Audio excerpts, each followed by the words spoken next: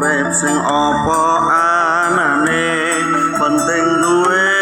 joko mangan go sisuke aja sambat penting kerja ora kendhat gone donga dipasrahke sesuk nasibe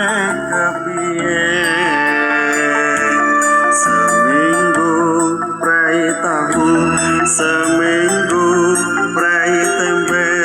wis tau prai sayur sak sambele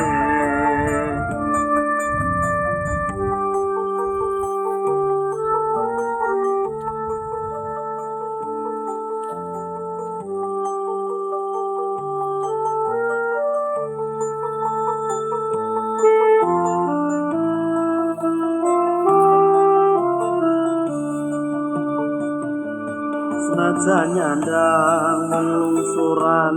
papan panggon saka warisan nanging ora nyurutke paseduluran duwe ati sugih syukur duwe rasa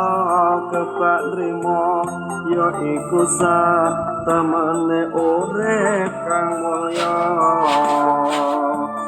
dina wingi disyukuri dina iki